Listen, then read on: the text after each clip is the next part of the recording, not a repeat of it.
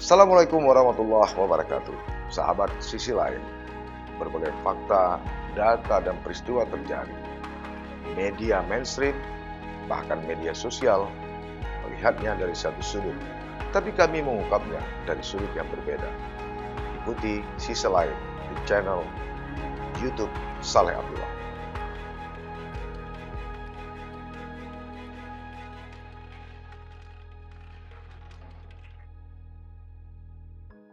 Assalamualaikum warahmatullahi wabarakatuh.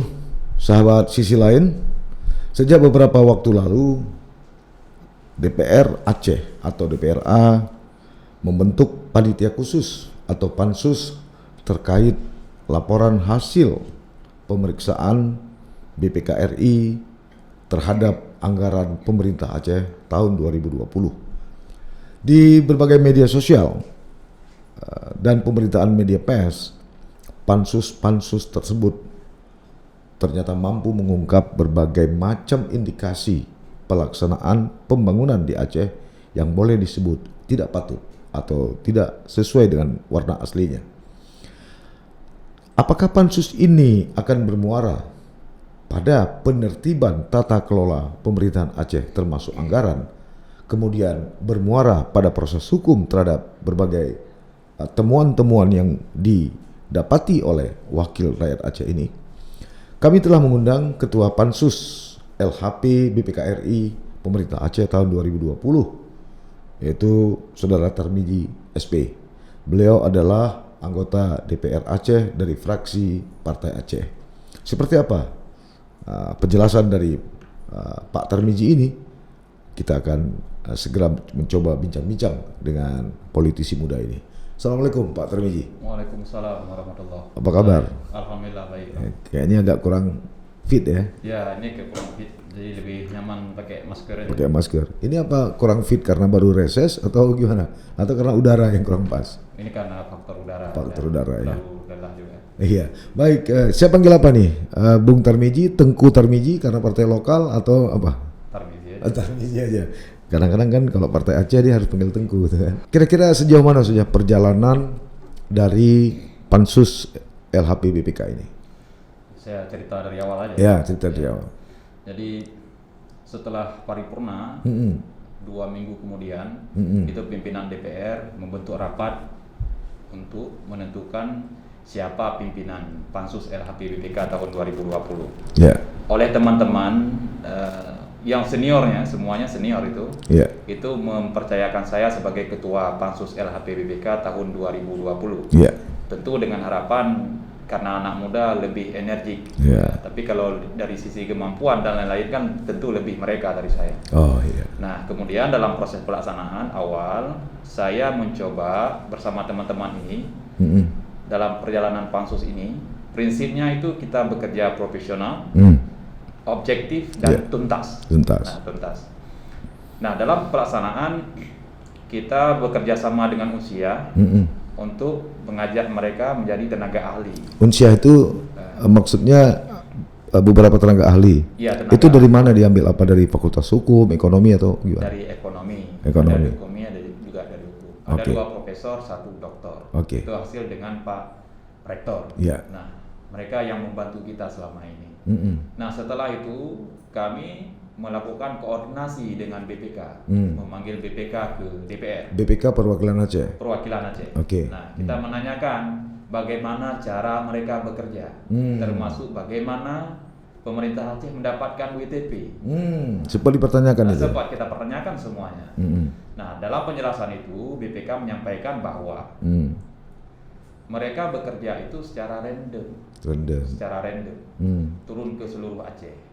Kalau mereka turun ke semua kabupaten kota, seperti yang kita harapkan, itu mungkin butuh waktu 1 tahun. Keterbatasan anggota, keterbatasan anggaran, maka mereka secara random. Oleh karena itu BPK juga meminta kita kerjasama yang baik dengan mereka. Nah, termasuk dengan WTP mungkin nanti itu menjadi pembicaraan selanjutnya ya. Saya selesaikan ini. Nah, kemudian setelah dengan BPK, kami memanggil Inspektorat Aceh. Inspektorat ini sebagai koordinator yang mengkoordinir semua temuan BPK yang harus diselesaikan oleh pemerintah Aceh dalam waktu 60 hari. 60 hari, ya. Nah, BPK mengatakan bahwa 60 hari kalender. 60 hari kalender itu harus ditindaklanjuti. 2 bulan ya? 2 bulan. Oleh inspektorat mengatakan 60 hari kerja. It's okay, nggak masalah. Tetapi itu kan semuanya sudah lewat waktunya.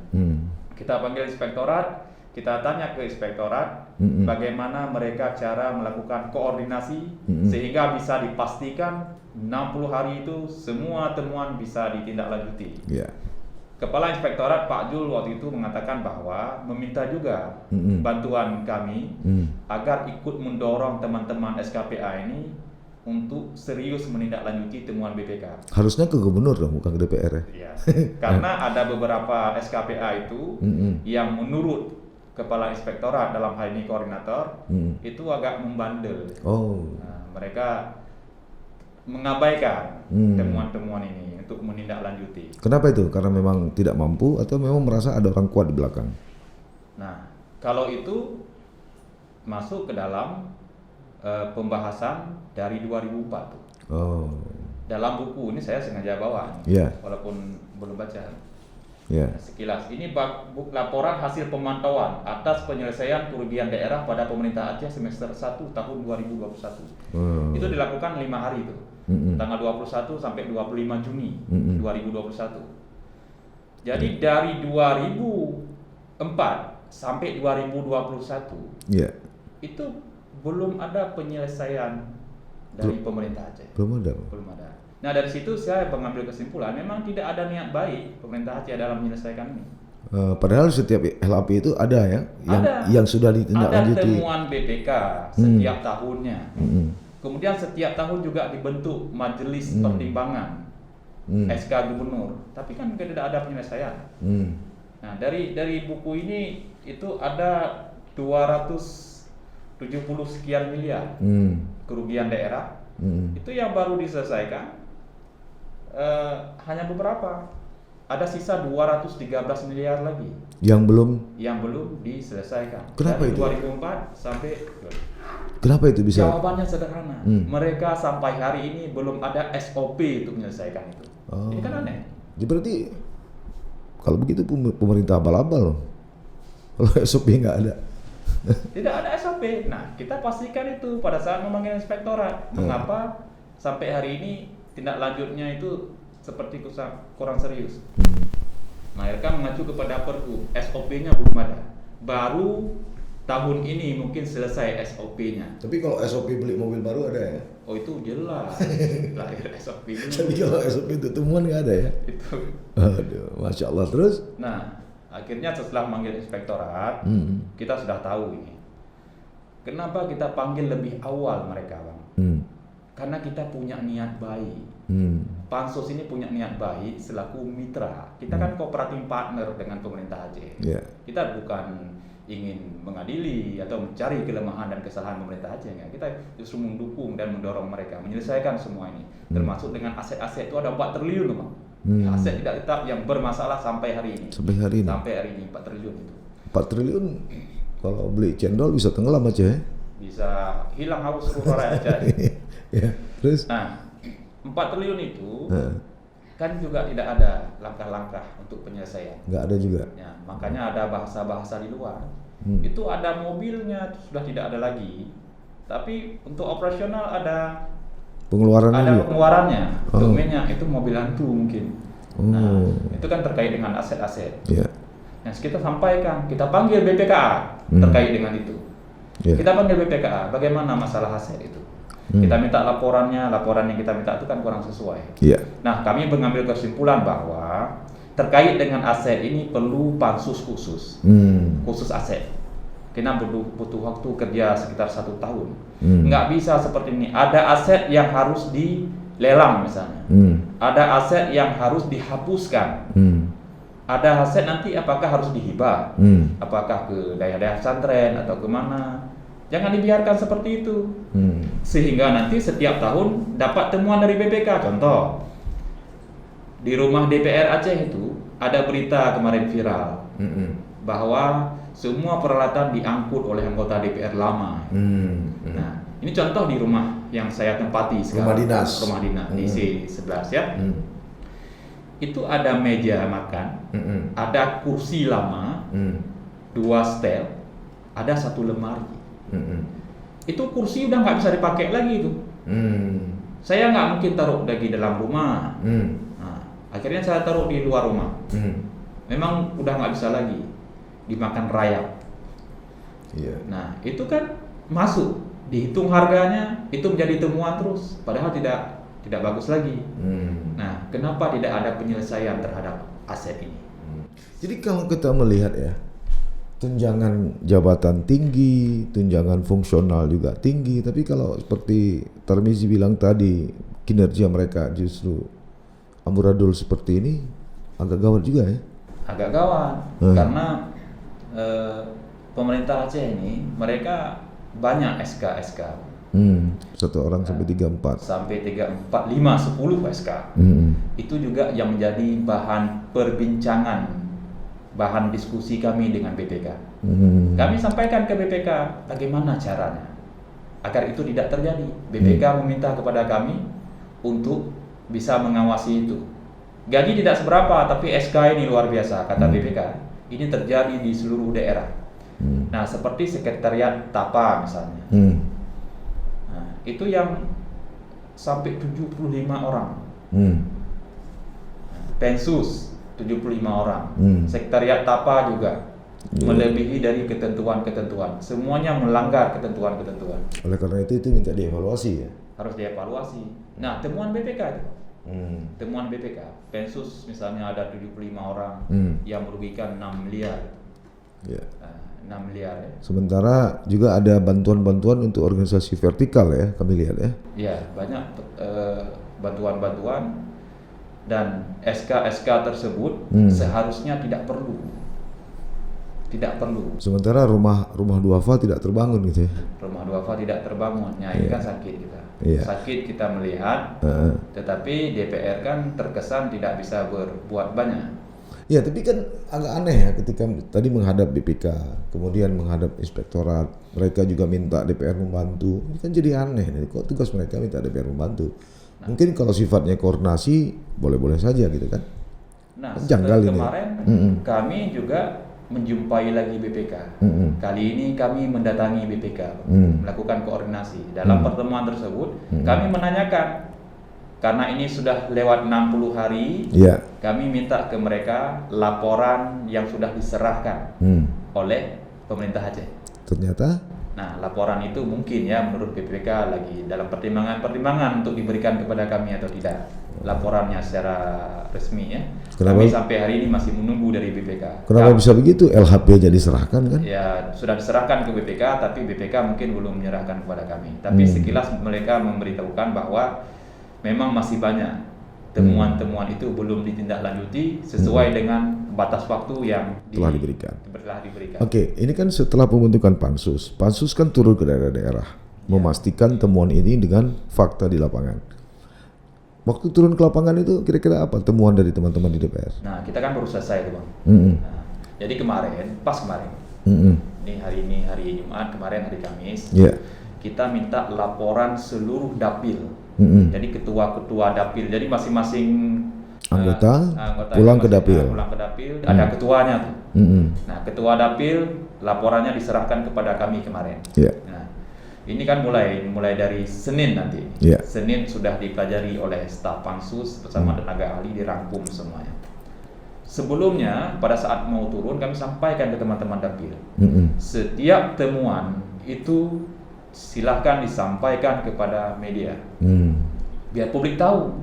Nah, sebelumnya saya juga menyampaikan ke beberapa media, termasuk Serambi dan lain-lain, agar masyarakat memberitahukan kepada kami. Dan sebagian besar kita dapatkan informasi itu dari masyarakat. Dari masyarakat. Jembatan yang nggak selesai, misalnya, bangunan. Di Abdia, jembatan Rum Teku, itu kan kekhawatiran masyarakat. Opritnya retak, abutmennya retak. Ini kan menyangkut keselamatan nyawa. Masjid Utuh bocor. Masjid kok bisa bocor? Iya. Jadi kan itu laporan-laporan masyarakat, kita turun, disampaikan ke media teman-teman ini. Nah, hasilnya ini saya sudah sampaikan kemarin bahwa nanti bersama tenaga ahli yang teknis, kami akan turun kembali ke proyek-proyek yang potensi masalahnya besar sekali. Jadi kita tidak main duga-duga, karena saya prinsipnya bekerja tadi objektif dan profesional. Nah, karena nanti pada akhirnya rangkuman pansus ini kan akan disampaikan pada sidang paripurna dan diteruskan ke langkah selanjutnya. Bisa ke proses hukum. Ya, tentu ke proses hukum. Tapi sudah cukup banyak hasil pansus, hasil paripurna segala macam, tapi kayaknya mentok di meja pimpinan aja nih. Gimana? Nggak ada follow up-nya kan? Jadi gimana nih? Ada nggak? Bisa nggak Tarmizi menjamin kami sebagai rakyat ini hasil pansus nanti itu akan ditindaklanjuti secara profesional? Atau jangan-jangan masuk dalam kantong atau dalam laci pimpinan, nggak ditindaklanjuti? Iya, terkait dengan LHP BPK ini kan memang banyak sekali nada-nada sumbang. Pertanyaan-pertanyaan yang menurut kami sejauh ini kan wajar ya dipertanyakan, karena tahun lalu itu tidak sempat diparipurnakan. Itu dia. Nah, saya ingin memastikan bahwa tahun ini, karena ini kan menyangkut dengan nama baik dan juga trust ya, kepercayaan publik pada kami yang muda-muda ini. Saya memastikan akan dilakukan paripurna. Kalau tidak, maka dianggap sama dengan yang lalu. Nggak sikap Pak Tarmizi sendiri sebagai ketua pansus? Kalau tidak gimana? Kalau tidak dilakukan paripurna, saya akan menyampaikan kepada publik dengan melakukan konferensi pers. Tapi tidak sampai seperti Badan Saidi kan, buka jaket keluar dari ruangan, nggak ada. Nah, saya yakin pimpinan itu akan melakukan paripurna. Kekuatan kami, tugas kami hanya sampai ke paripurna. Tapi untuk meyakinkan publik, kita akan mendesak nantinya pimpinan DPR untuk sama-sama menyerahkannya kepada APH. Aparat penegak hukum. Nah, kembali lagi, apakah penyerahan kepada aparat hukum ini hanya sekedar menyerahkan atau punya harapan besar agar ini ditindaklanjuti? Sebab beberapa kasus yang pernah diungkap oleh DPR, kemudian media juga mengungkapnya, banyak, walaupun ada ya, banyak yang nggak sampai ke pengadilan juga gitu. Nah, terkait dengan itu ada informasi penting yang perlu rakyat Aceh tahu. Pada saat kami pansus kemarin turun ke dapil-dapil, kemudian teman-teman di lapangan berbicara ke media. Nah, pulang tim pansus ke Banda Aceh, di lapangan ada yang menjerit. Penegak hukum turun. Belum diserahkan secara resmi sudah mulai turun. Apa itu misalnya? Pihak kepolisian dan kejaksaan turun. Kemana itu? Ke proyek yang bermasalah itu. Di mana itu? Di Melabu, di Abdia. Itu turun. Memastikan apakah yang ingin disampaikan oleh teman-teman pansus itu benar atau tidak. Nah, artinya mau saya sampaikan bahwa belum kita serahkan secara resmi saja, mereka sudah turun. Jadi masih ada harapan lah. Masih ada harapan. Kita percayalah kepada penegak hukum kita. Kemudian proses selanjutnya atau langkah-langkah selanjutnya dari rangkuman tadi itu seperti apa? Selain dilaporkan kepada aparat penegak hukum, kemudian dipublikasi melalui media, ada mungkin pressure lain yang harus dilakukan sehingga hasil temuan ini benar-benar dalam tanda petik keramat gitu. Nah, sekarang lagi era medsos ya. Medsos. Jadi di situ powernya itu luar biasa. Dan saya lihat Pak Tarmizi aktif betul itu ya. Mengupload di Facebook ya. Saya sampaikan dengan secara terbuka dan itu punya resiko loh, Bang. Betul. Enggak mudah. Betul. Dan itu beresiko sekali. Dan saya pikir kita perlu kekuatan untuk mengontrol ini, mengawasi dan memastikan sesuai dengan harapan kita. Dan kekuatan itu adalah people power.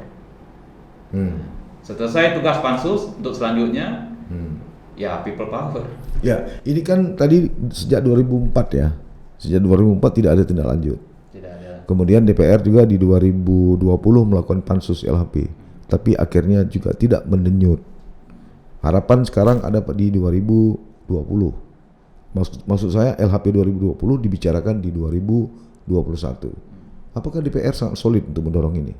Jangan-jangan karena marah mungkin membuat pansus ini enggak? Enggak, ini kan kita belum sampaikan ke teman-teman. Jangan-jangan karena marah Mungkin pokirnya digeser, lalu teman-teman ngambek buat pansus? Enggak ya? Saya dari sebelum ditunjuk sebagai ketua pansus itu, saya jujur saya sampaikan, saya menjumpai ketua DPR Aceh. Siapa itu? Bang Dahlan. Oh, Dahlan Jamaluddin. Ya. Saya sampaikan ke beliau bahwa besok ada pemilihan pimpinan pansus. Yeah. Jadi saya dengar teman-teman senior ini termasuk fraksi itu akan mendorong saya menjadi ketua pansus LHP BPK. Jadi saya minta izin sama ketua untuk tolong jangan restui saya menjadi ketua pansus. Saya minta sama ketua DPR. Lalu Pak Dahlan menyampaikan bahwa nggak boleh. Kalau teman-teman sudah percaya itu harus diterima. Diterima. Tapi ada konsekuensinya kalau saya jadi ketua pansus LHP BPK. Saya bilang, apa? Dia bilang, saya akan berada di jalan yang sesuai dengan keinginan saya. On the track. I'll be on the right track. Nah, kita dukung. Oke, setelah pansus ini ada nggak misalnya komentar-komentar Pak Tarmizi baik di media pers maupun media sosial yang membuat oknum pimpinan DPR atau teman-teman di parlemen yang dalam tanda petik sakit gigi itu, ada nggak? Atau ditegur gitu nggak? Belum ya? Karena saya udah sampaikan dari awal. Bahkan di dalam pertemuan dengan pimpinan Partai Aceh, saya sampaikan kepada Mualim, ini sangat beresiko. Saya beresiko. Tapi apapun itu, karena demi mengembalikan trust publik pada lembaga DPR Aceh. Dan terutama tentu ini penilaiannya kan kepada Partai Aceh juga. Dan di samping itu yang jauh lebih penting lagi, ini mengenai dan menyangkut integritas nih. Ini karir politik, trust publik kepada kami yang muda-muda nih sebagai harapan baru. Tentu ada amanah seperti ini kan harus dijalankan sampai tuntas.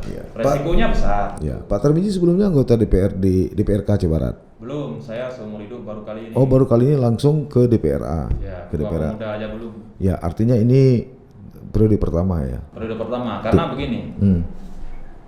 Saya dulu pada saat maju DPR itu, abang mungkin ada mengikuti juga. Di atas panggung saya hanya mengkampanyekan, mengajak kepada perubahan, to be agent of change. Jadi perubahan itu apa? Berubah seperti yang tidak seperti yang biasanya. Yang pertama saya kampanyekan kemarin itu melawan money politik, dan akhirnya terbukti bisa menang tanpa money politik. Nah sekarang setelah jadi itu kan dulu meyakinkan masyarakat dengan kata-kata.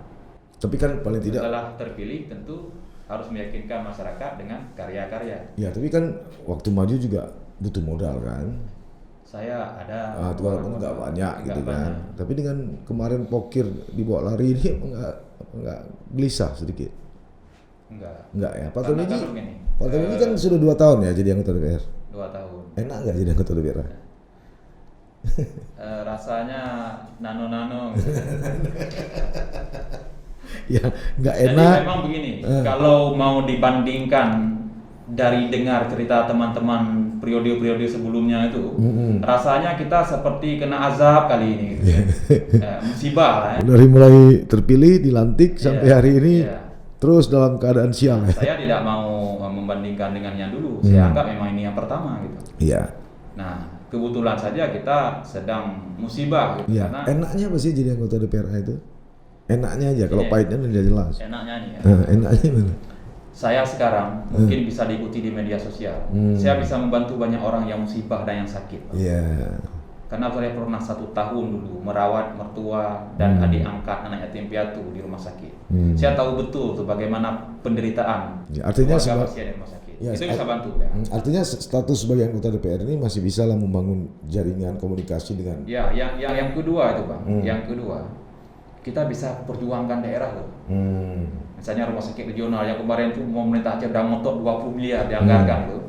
Gara-gara kita hajar multi-years itu jadi 60. Jadi bisa kita perjuangkan. Kemudian juga relasi ke pusat. Dan ini juga tentu tidak di sini batu loncatan, tidak ke depan kan lebih ini lagi. Dan bisa memarah-marahi kepala dinas tuh ya. Pasti. Yang nggak enaknya di mana? Yang nggak enaknya di mana? Tadi enaknya, yang nggak enaknya di mana? Yang nggak enaknya itu ada regulasi-regulasi yang lahir dari pusat pada saat ini. Itu berlaku 1 Januari 2021 loh. Itu satu. Regulasinya contoh. Lahirnya Permendagri 90. Ada kewenangan-kewenangan provinsi yang dialihkan ke kabupaten. Di perkebunan misalnya, di dinas perkebunan. Itu hanya bibit aja dari provinsi. Nah, permintaan di lapangan kan jalan kebun, pupuk dan lain itu nggak bisa lagi. Nah, sekolah cuman SMA aja yang bisa, sama SMK, SD SMP udah kewenangan kabupaten. Nah, sudah dipersempit, termasuk SPPD itu dipangkas habis sama Mas Jokowi. Dari dulunya lebih dari 50%. Itu nggak enaknya. Itu nggak enak. Tapi dan pengeluaran kita kan tetap seperti kita punya anak bayi gitu. Dia kan maunya susu, nggak mau tahu dia dari mana kita ambil. Pengeluaran tetap, tapi sumber ini kan terbatas di DPR Aceh. Beda dengan DPR-DPR di provinsi lain. Mereka banyak aktivitas-aktivitas, ada sosialisasi perda, ada sosialisasi wawasan kebangsaan dan lain-lain. Kalau DPR Aceh kan selain reses tidak ada. Maunya dibuat sosialisasi MOU, sosialisasi UPA, kan bisa dibuat. Nah, jatah-jatah itu sudah diambil oleh pemerintah Aceh. Tunjangan kinerja ya kan? Nah, tunjangan kinerja itu tahun 2019 oleh DPR Aceh di dalam sidang paripurna itu kan tidak disetujui. Tapi akhirnya dijalankan 100% meningkat. Ya, gaji Pak Sekda. Berarti enggak juga sial jadi anggota DPR kan? Enggak. Yang penting jangan jaga lifestyle aja. Jangan high class. Jangan high class. Baik Pak Tarmizi, terima kasih atas kehadirannya. Tim produser kami sudah menyebutkan kita sudah 30 menit. Mudah-mudahan pembicaraan kita ini bisa dicerna lebih baik oleh masyarakat Aceh. Tentu tidak tuntas dan Pak Tarmizi jangan pernah bosan kalau sekali waktu lain juga kami akan mengundang dengan pokok bahasan yang lain. Paling tidak kami akan nanti undang Pak Tarmizi kembali setelah paripurna.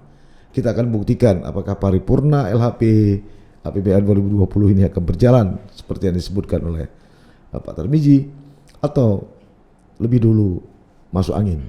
Hanya waktu yang bisa menjawabnya. Terima kasih Pak Tarmizi sekali lagi atas kehadirannya. Sahabat sisi lain, itu tadi perbincangan kami dengan Pak Tarmizi, anggota DPR Aceh dari fraksi Patra Aceh. Terus menggunakan masker, jaga jarak, dan jangan lupa cuci tangan. Sebab varian COVID-19 akan terus menyerang kita. Sampai bertemu sekali lagi. Makasih Pak. Assalamualaikum warahmatullahi wabarakatuh.